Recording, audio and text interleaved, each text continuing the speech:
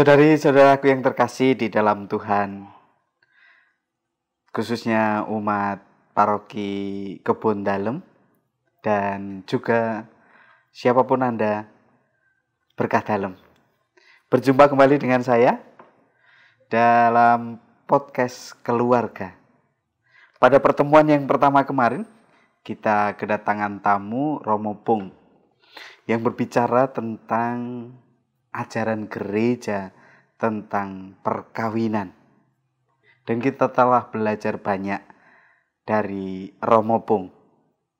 Tentu, kalau kita berbicara tentang ajaran gereja menjadi sesuatu yang ideal, menjadi sesuatu yang luar biasa. Nah, bagaimana kemudian sesuatu yang ideal itu, bagaimana sesuatu yang luar biasa itu lalu dihidupi di tengah-tengah keluarga, konkret dalam hidup sehari-hari, di dalam perjuangan, di dalam pergulatan di tengah keluarga. Oleh karena itu, pada malam hari ini telah hadir di tengah kita tamu yang spesial. Siapakah mereka?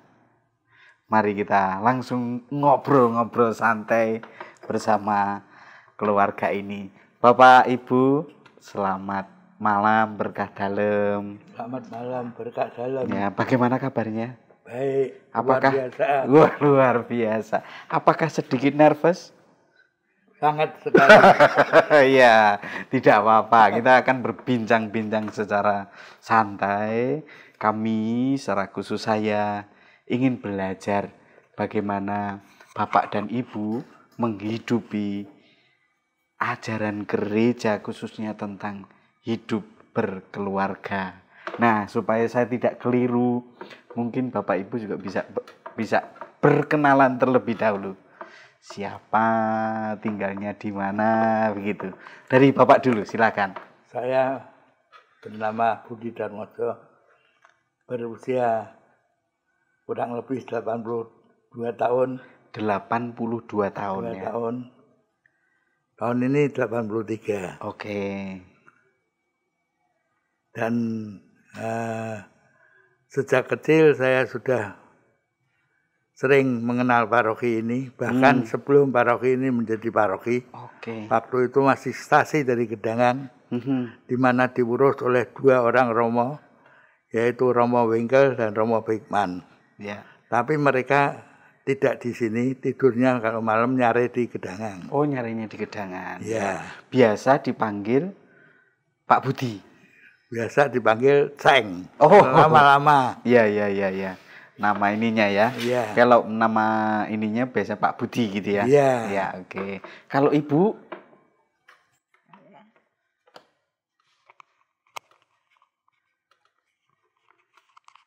Saya juga di paroki sini. Namanya siapa, Bu? Nama lengkapnya? Nama lengkap saya adalah Marta Sri Mulatsi. Ibu Marta Sri Mulatsi. Oke. Umur berapa, Bu, kira-kira? Umur 81. 81. Berarti 83 tahun ini dan 80. Nanti ya akan menjadi 82. Oh. Beda cuma 1 tahun dengan Bapak. Mantan pacarnya. Ya, itu tadi. Jadi keluarga ini adalah Bapak Budi dan Ibu. Dan tahun ini sudah apa namanya? Berapa tahun usia perkawinan? 55. 55. Wow. 55. 55 sama umurku saja lebih. 55 tahun ya. Baik. Itu tadi sekilas Pak Budi dan Ibu yang sudah 55 tahun hidup perkawinannya. Maka kita mau ngobrol-ngobrol soal itu. Mungkin bisa diceritakan apa namanya? Dulu gimana sih ketemunya? Atau dulu bagaimana? Siapa, Ibu atau Bapak yang mau cerita nih? Bapak saja. Oh, Bapak saja. Oke. Dulu ceritanya gimana? 55 tahun yang lalu. Bisa ketemu Kebetulan saya adalah anak dari paroki Kebon Dalem. Oke. Calon istri saya juga dari Kebon Dalem. Dari Kebon Dalem, oke. Jadi kami sering berjumpa. Oh, sama-sama aktif di gereja. Sama-sama aktif. Nah, iya, pepatah mengatakan wengking tresno jadi kulino. Oh, witing tresno jalaran saka kulino gitu ya. Dulu aktif apa, Pak?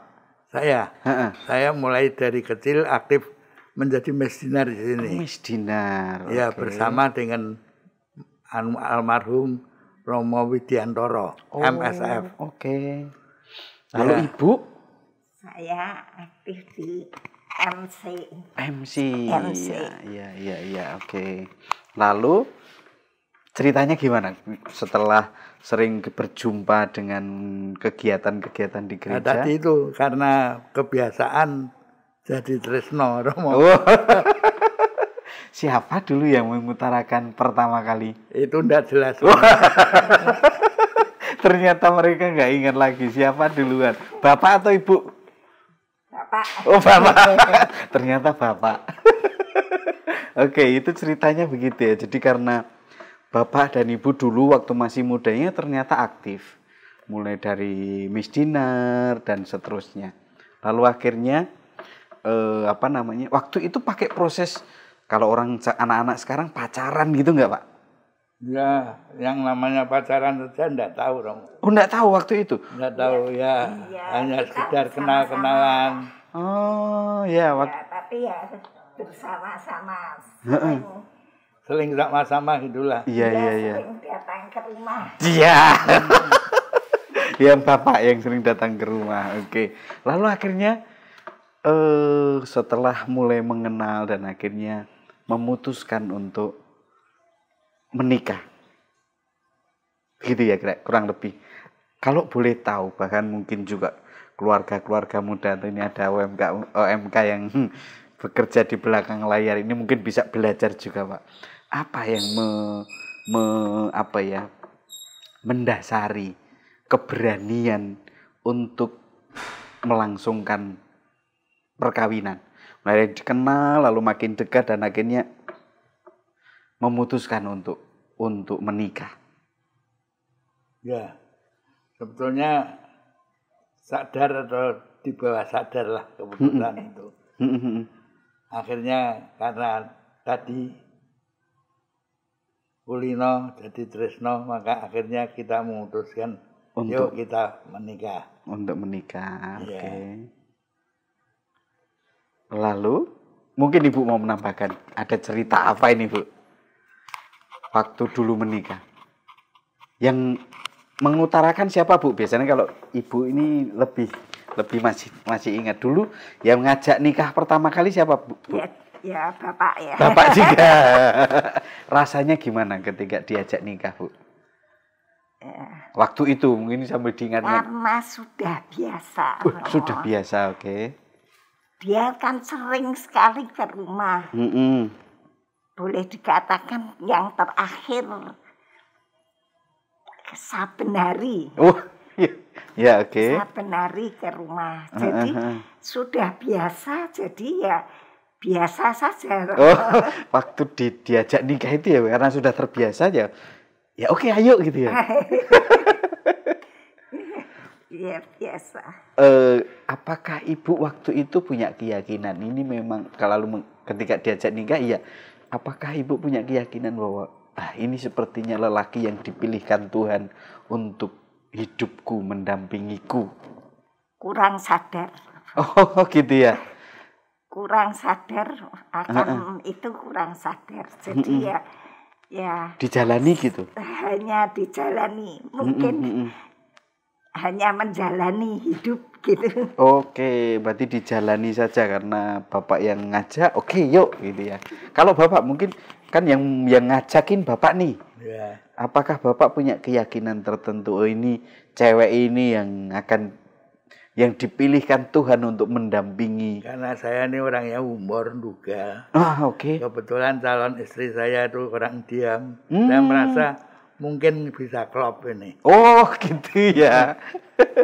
Tapi waktu itu sempat berpikir begitu ya, Pak? Iya, sempat berpikir saling melengkapi gitu. Saling melengkapi. Oke. Lalu berjalan menikah. Ya. Dikaruniai berapa putra? 2 putri. 2 putri. Oh, 2 putri ya. 2 putri. Nah, mungkin dari situ kita boleh apa namanya? Boleh belajar juga bagaimana bapak dan ibu mendidik anak di tengah keluarga. Mungkin bisa sharing kepada kami, kepada saya, juga kepada umat yang nanti akan melihat tayangan ini. Bagaimana cara bapak dan ibu mendidik anak-anak di tengah keluarga? Sebetulnya ya biasa saja. Tapi yang penting kita ajak mereka berdoa. Yang penting adalah tiap hari berdoa bersama. Oke. Sejak kecil dibiasakan berdoa gitu ya? Sejak kecil mereka sudah saya ajarkan Salam Maria. Oke. Oke. Dan kami selalu memuji kalau dia bisa hafal semuanya. Oh, diberi reward kayak begitu ya, diberi apa sih namanya? Diberi apresiasi gitu ya. Apresiasi. Oke. Iya, apresiasi.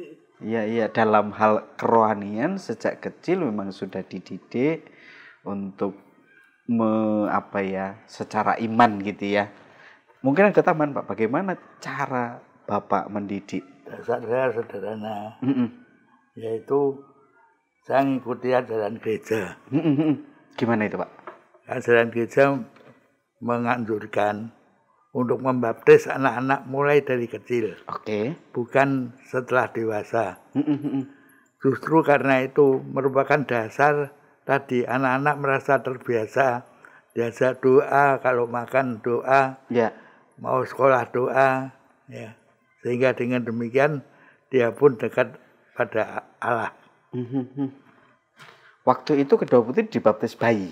Bayi semua. Masih bayi? Iya. Oke, dan itu luar biasa. Yang satu tahun, yang satu bulan, yang satu mungkin ya 1 bulan juga ya. 1 bulan sudah dibaptiskan. Lebih sedikit, ya. Masih bayi merah. Ya, istilahnya gitu ya. Ya. Tapi sudah diberi pendasaran dibaptiskan. Ya, dan kebetulan yang membaptis itu ya juga Romo yang dekat dengan saya. Oke. Yaitu Romo Haryono.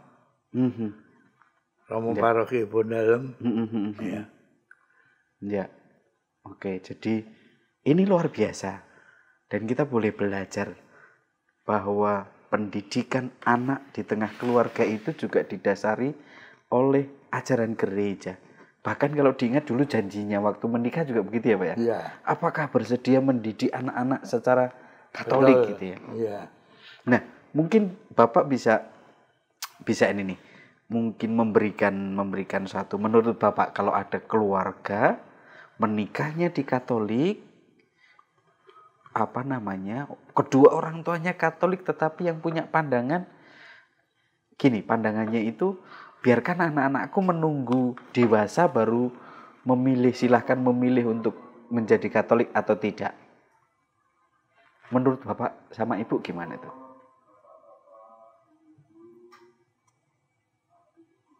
Saya tidak sependapat dengan itu. Karena sebetulnya kalau kita mau mendasari anak kita, itu justru pada waktu pengetahuan mereka itu masih kosong. Oke.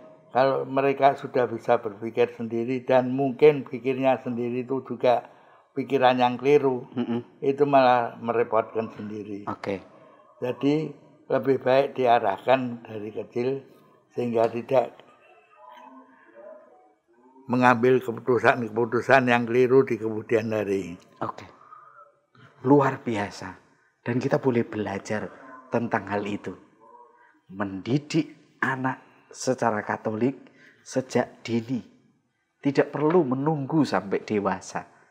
Tetapi menjadikan keluarga sebagai seminari menjadikan keluarga sebagai tempat pendidikan iman, pendidikan untuk hidup. Kita akan lanjutkan setelah yang berikut ini.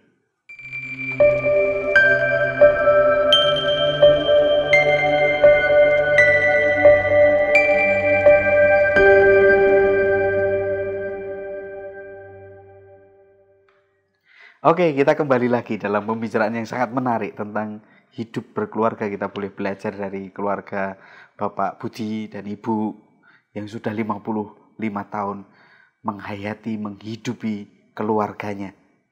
Dan tadi kita sampai pada perbincangan tentang bagaimana keluarga ini membagikan pengalamannya di dalam mendidik anak. Dan sekarang kita mau menanyakan lebih lanjut. Pak Budi dan Ibu, 55 tahun tentu waktu yang cukup panjang ya.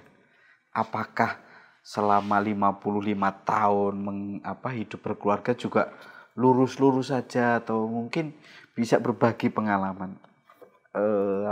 Mungkin ada juga persoalan-persoalan yang dihadapi dan bagaimana sih mencoba menghandle, mengatasi persoalan-persoalan yang muncul sehingga bisa sampai 55 tahun perkawinan. Itu luar biasa. Monggo silahkan. Bapak atau Ibu. Bapak dulu. Normal-normal saja sebagaimana orang biasa. Itu percekcokan dalam keluarga itu selalu terjadi. Oke. Hal mana menurut saya mungkin disebabkan karena kita berasal dari keluarga yang berbeda, aturan main yang berbeda, sehingga dengan demikian pasti ada sesuatu yang tidak pas. Nah, di dalam hal ini, menurut pengalaman kami, segala macam persoalan harus diselesaikan menjelang kita tidur. Menjelang tidur? Ya, karena kalau kita tidur kan kita berdoa. Sebelum doa malam kita selesaikan. Sehingga tidak pernah ada persoalan yang kita dendam sampai berhari-hari atau berbulan-bulan, tapi selalu kita selesaikan menjelang tidur. Oke, kalau ada pendapat yang mengatakan bahwa tempat atau kamar atau tempat tidur adalah tempat yang paling bagus untuk mengurai persoalan. Apakah Bapak setuju? Setuju. Setuju ya? Setuju. Dan itu bukan hanya sekedar pendapat, tetapi memang Bapak ini hidupi gitu ya. Karena sebetulnya kalau kita menyelesaikan masalah lebih gampang kalau kita menyelesaikan secara berdua. Secara berdua. Jangan melibatkan orang lain. Karena seringkali kalau kita melibatkan orang lain, pendapat orang lain itu bisa masuk di dalam persoalan kita. Malah kemana-mana gitu ya. Malah nanti kemana-mana. Maka tadi yang Romo tanyakan, apakah tempat kamar itu merupakan suatu hal yang lazim dipakai untuk berbincang-bincang? Saya jawab iya. Memang suatu tempat yang nyaman, di mana kita bisa saling mengutarakan ide hati kita masing-masing. Tanpa didengar orang gitu. Tanpa didengar orang. Oke. Kalau Ibu, nah ini biasanya Ibu ini mungkin itu Bu, selama 55 tahun perkawinan, apakah ada persoalan-persoalan yang dihadapi? Dan bagaimana menyelesaikannya? Saya menyelesaikannya hanya dengan berdoa.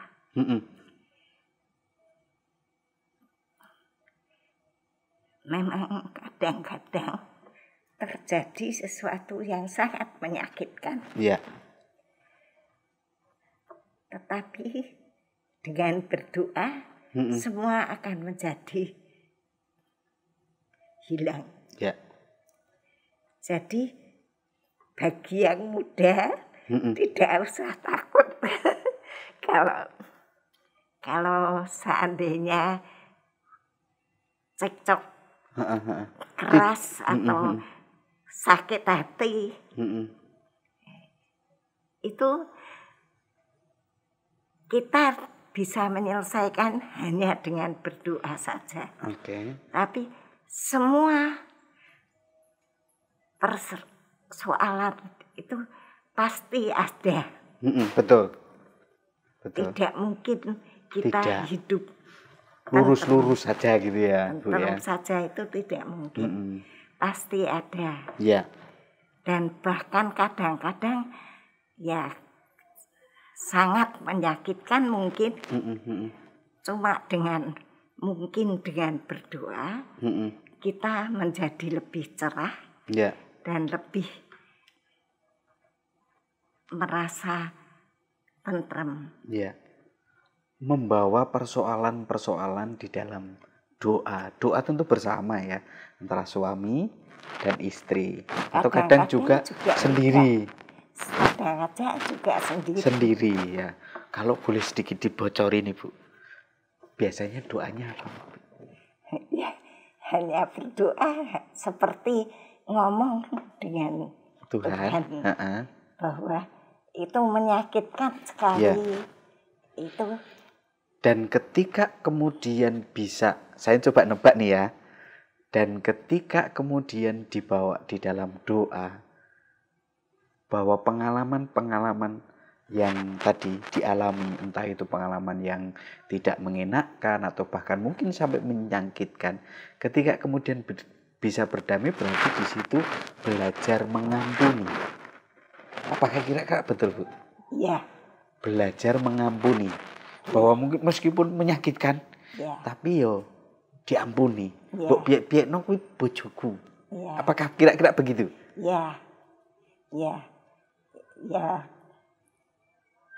Ya pokoknya kalau masih muda itu lain dengan sekarang ya. Ya. Sekarang kita udah tidak pernah tidak boleh dibilang hidup bisa langgeng sekali. Sekarang nggak pernah terjadi. Udah nggak pernah cekcok lagi? Enggak. Sudah bosan cekcok. Tahun-tahun tidak pernah. Jadi itu lain.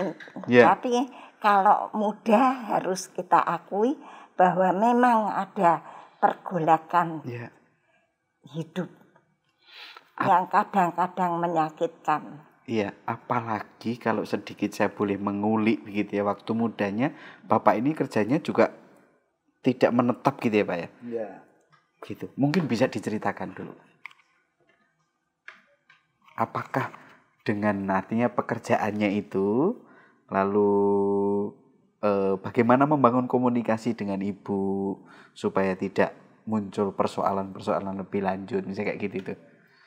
Sejauh saya dengar infonya kan begitu, waktu mudanya sering keluar kota kayak begitu. Sejauh saya dengar tuh Pak. Betul. Karena pada waktu itu saya masih bekerja sebagai sales di salah satu perusahaan rokok. Dan saya ditugaskan untuk mencari pasar di mana ada kemungkinan rokok tersebut dijual. Dan itu memakan waktu sehingga mau tidak mau harus sering kali keluar kota. Dan itu bukan hal yang mudah sekali keluar kota. Betul. Karena kita harus meninggalkan keluarga berhari-hari.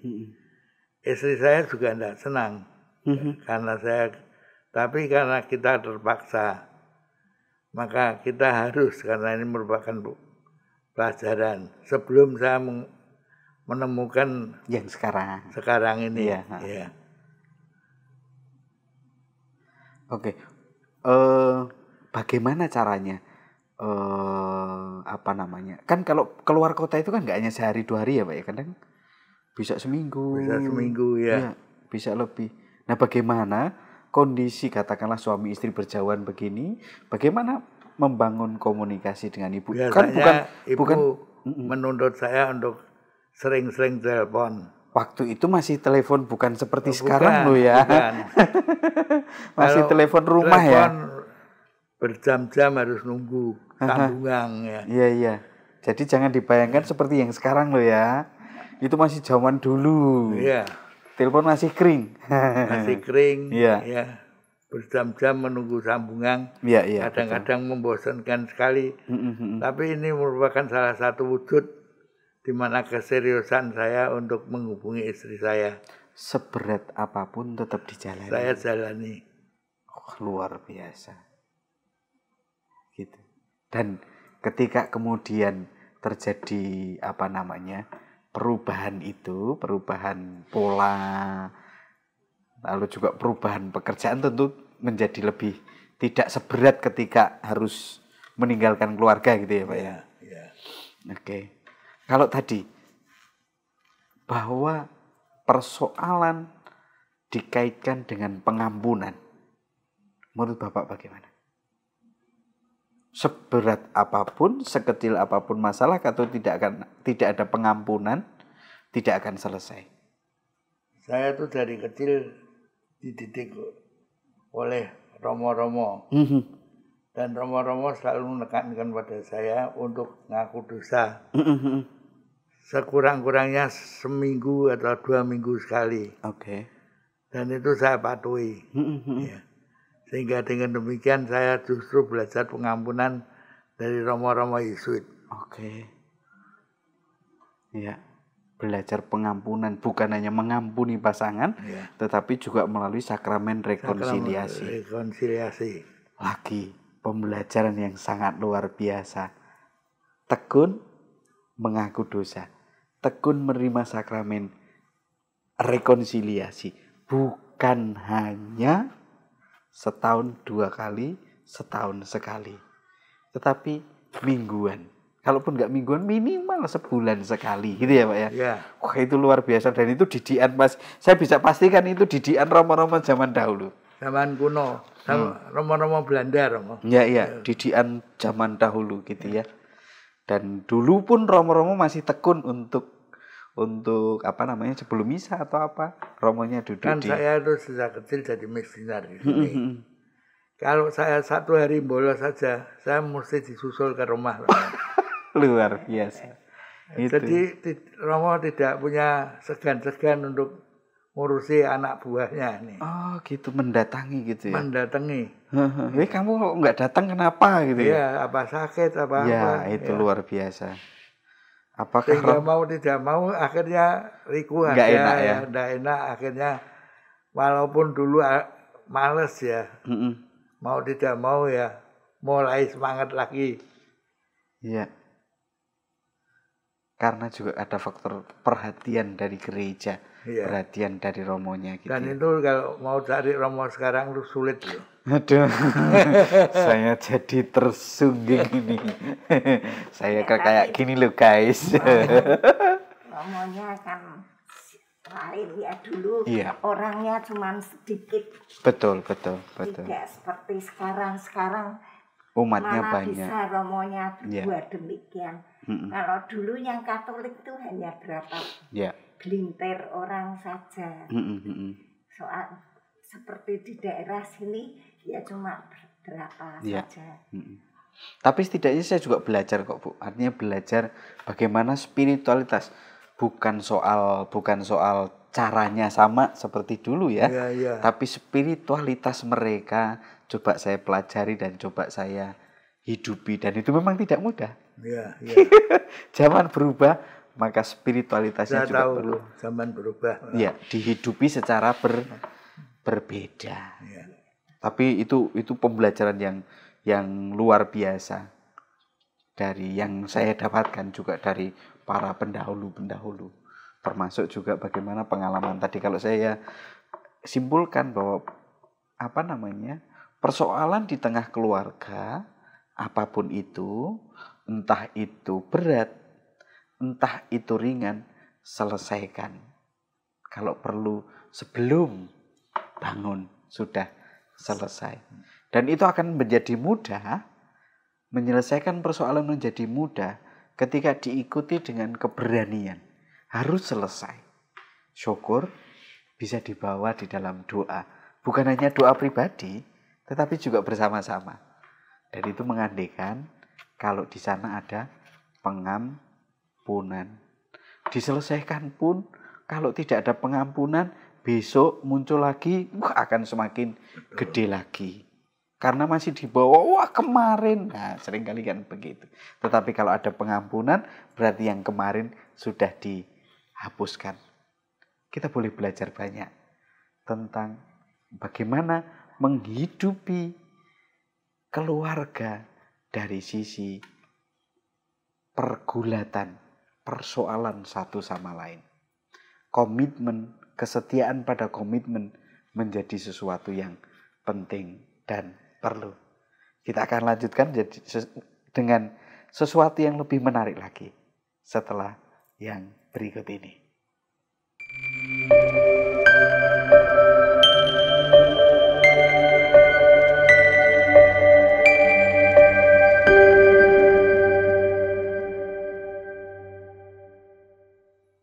Oke, kita kembali lagi dalam perbincangan yang sangat menarik.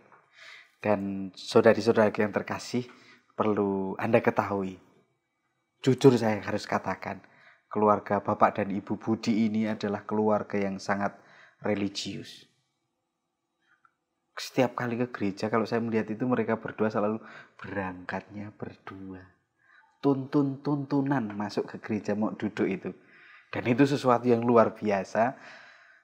Dan karenanya pada bagian ini mari kita mengulik bagaimana pengalaman rohani di tengah keluarga Bapak dan Ibu.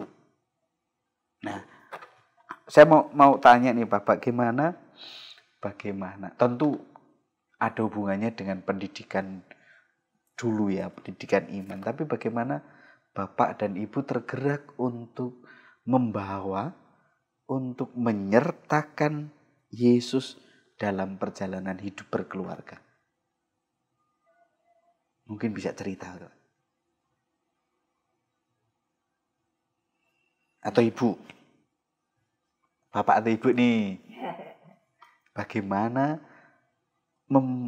pendidikan itu? Pendidikan dari zaman itu lalu dikonkretkan dalam hidup berkeluarga. Orang tua saya ini bukan orang tua Katolik. Oh. Mereka tidak mengenal agama Katolik. Bahkan dalam persoalan ini boleh dikatakan agamanya agama ateis itu. Menyembah berhala. Tapi justru karena saya sekolah di sekolah Katolik dan ini menurut saya itu penting. Itu di situ dikenalkan pada romo-romo yang notabene misionaris dari Belanda. Ya.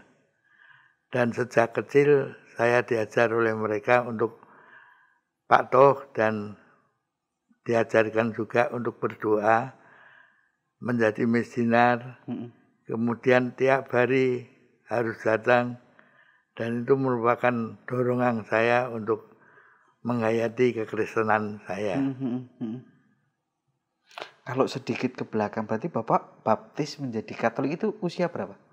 Saya dibaptis tahun 51, usia saya 11 tahun. 11 tahun, berarti masih SD ya? Saya masih ya? SD. Masih SD? Ya. Baptis dewasa gitu ya? Berarti berangkat dari keluarga bukan Katolik. Kalau Ibu? Saya juga. Keluarga saya juga tidak Katolik. Oh, dari keluarga tidak Katolik juga? Tidak Katolik. Oke. Saya dibaptis juga umur 13 tahun. 13 tahun. Oke. Jangan barengan enggak ya? Enggak barengan sama Bapak baptisnya ya? Enggak ya? Oke, berarti dia malah lebih dulu. Lebih dulu Bapak baru Ibu ya. Oke. Nah, bagaimana itu? Dididik secara Katolik dan dibawa dalam hidup di keluarga. Kalau di rumah ada kayak semacam ruang doa khusus nggak Pak? Nggak ada ya. Yang dikhususkan kayak ya, apa namanya? Bahwa ada patung-patung dengan meja gitu ada. Tapi tidak di ruang sendiri ya. Ruang sendiri. Bukan kamar sendiri ya. Tempat kami kecil enggak ada tempat. Aduh, jadi gak enak nih Bu ya. Nah, tapi setidaknya bahwa ada tempat tersendiri yang dikhususkan untuk berdoa begitu ya. Iya. Oke. Dan itu luar biasa. Dan selain apa namanya? Selain kalau mereka berangkat ke gereja itu berdua, saya juga mendengar cerita nih Pak, di kantor Bapak yang sekarang itu karyawan-karyawannya ada yang bahkan menjadi imam. Itu luar biasa loh. Ceritanya gimana sih Pak itu Pak? Yang pertama yang bernama Romo Yusuf Halim almarhum. Itu dia berasal dari keluarga luar Jawa. Oke. Tapi karena dia itu merasa tidak ada tempat, akhirnya dia menuju ke Semarang. Di Semarang kebetulan dia ketemu dengan saya. Oke. Dan saya ajak dia untuk bekerja di kantor. Oke. Nah, dia merasa terbantu sekali dengan pekerjaan itu.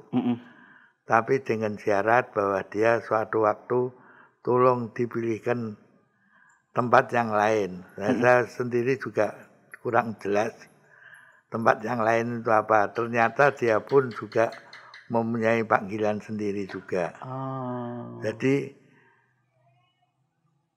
datangnya panggilan bukan ada suruhan ataupun pesan sponsor, tapi juga dari keinginan pribadi. Iya. Ya. Satu. Ada lagi Pak? Berapa banyak itu Pak ya? Terus teman saya yang sejak kecil misdinar. Ini pengalaman hidup ya Romo. Ya. Bukan di kantor. Ya, oke. Itu selalu bersama-sama menjadi putra altar. Tiap hari kita menjadi putra altar. Oke. Dan setelah itu mencari makan bersama, kemudian pergi sekolah bersama, jalan kaki. Sekolah kita itu di Saprius itu. Yang di sana ya, Dr. Cipto ya, oke. Dengan demikian maka kita terus menjadi dekat dan kita memang sering sharing. Setelah lulus SD, waktu itu SD masuk seminari kecil. Iya, waktu itu ada seminari kecil memang. Dia menjadi imam. Dan saya menjadi seperti sekarang. Iya. Berjalan terus. Yang sana jadi romo, yang sini jadi romonya anak-anak. Iya. Nah, bagaimana antara pekerjaan, tadi saya tertariknya begini, dalam pekerjaan di kantor itu kok bisa kemudian tumbuh panggilan. Saya merasa pasti ada andil juga. Nah, bagaimana Bapak membawa nilai-nilai kekatolikan di kantor? Ya, suasana Romo. Suasana ya. Kita tidak pernah marah-marah di kantor. Tapi suasana lebih suasana kekeluargaan. Sehingga dengan demikian kita menjadi dekat satu dengan lain. Ya. Saya pernah misa di sana. Apakah itu rutin, Pak? Rutin. Sebulan sekali? Sebulan sekali. Jumat pertama. Dan pakai adorasi. Dan pakai adorasi itu yang luar biasa. Itu sudah lama. Dari tahun berapa, Pak? Atau dari awal? Tahun 83. 80. Kantor kita mulai tahun 73. Berarti 10 tahun setelah kantor itu atau itu lalu 83 rutin loh. Setiap bulan Jumat pertama ada misa dilanjutkan dengan adorasi. Dan itu luar biasa. Mungkin dari situ juga yang turut memberi warna pada pelayanan, pada pekerjaan. Iya. Itu luar biasa. Oke. Nah, kalau kemudian kalau yang satu lagi MSF yang menjadi romo. Wah, berarti nggak hanya satu ya? Enggak. Yang dari karyawan ya Pak ya? Enggak. Ada 2. Itu saya mendapatkan dari Romo Budigu, orang yang merasa ditolak di mana-mana. Oke. Mau masuk Yesuit ditolak, mau masuk. Oh. Kemudian dititipkan. Budigo mengirim pada saya. Kebetulan Budigo itu masih sepupu saya. Oke. Masih saudara, sehingga dia mengatakan, Om, ini tolong dipelihara. Ini kayak apa aja? Dipelihara, ya oke. Sehingga dengan demikian kita itu menjadi dekat. Menjadi dekat di dalam hubungan kerja. Setelah 2 tahun saya arahkan dia untuk mencari seminaris. Oke. Di mana sekolah yang paling cocok. Dia pergi ke Salatiga. Sebelumnya ada ke mana Malang apa. Tapi akhirnya yang dipilih dia Salatiga. Akhirnya dia menjadi misionaris keluarga kudus. Iya, menjadi Romo sampai sekarang. Romo sampai sekarang. Iya. Moga-moga tetap sampai setia sampai akhir ya Pak ya. Iya. Kita doakan Romo. Iya, oke. Nah, itu kaitan sama membawa nilai-nilai kekatolikan di tengah keluarga, membawa nilai-nilai kekatolikan di tempat kerja, dan itu juga termasuk panggilan dan perutusan. Nah, kalau kita coba kembali lagi,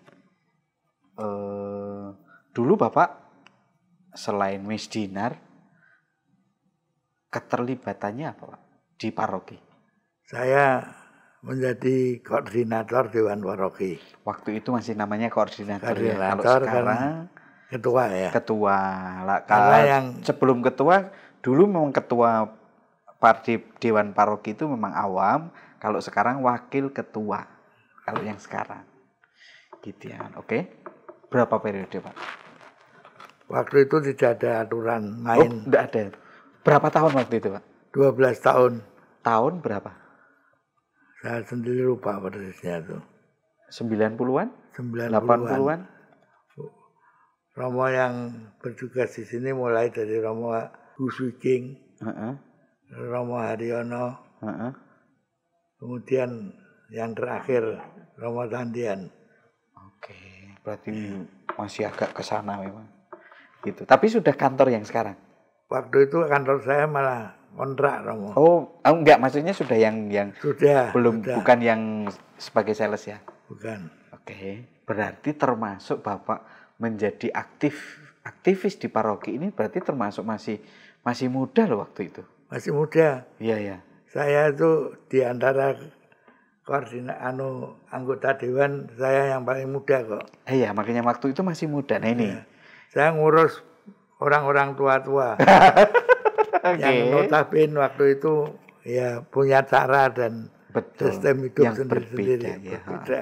Nah, saya ingin belajar bagaimana sebagai waktu itu masih keluarga muda memberi diri untuk melayani di gereja, tapi juga pekerjaannya tidak tertinggal, keluarga juga. Oke, kalau keluarga nanti saya ingat sama ibu.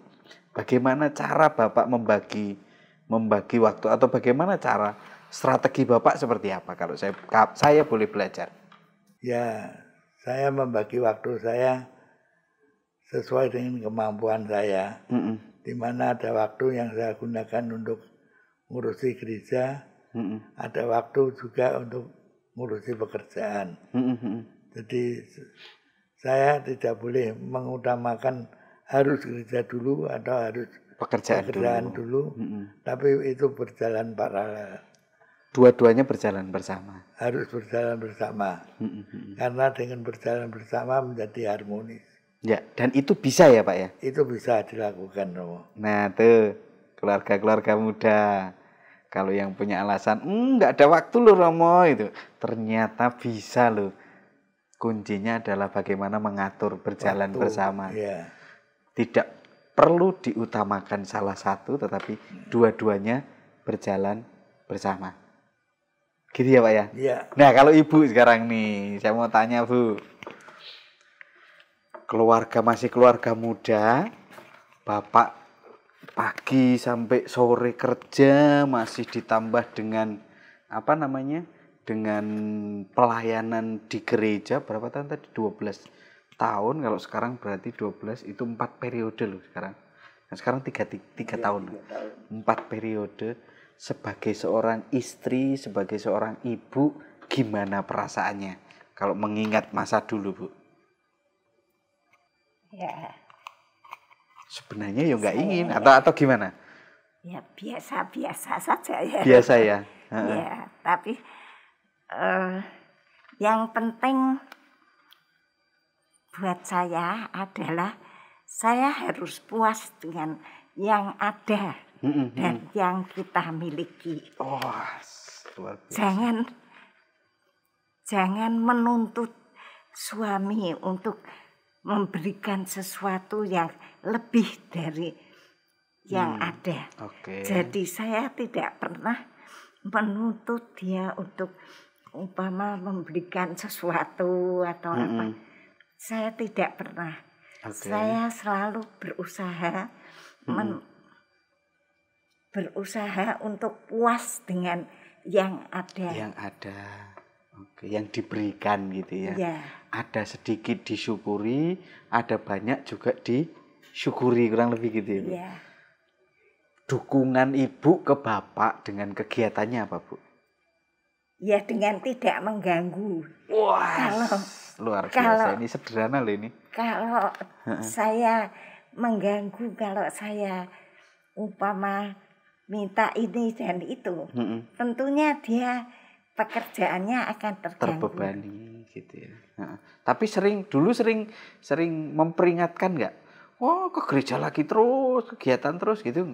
Enggak ya? Nah, memberikan kepercayaan seutuhnya kepada bapak ya. Dan saya sendiri, tapi waktu itu juga saya ngajar.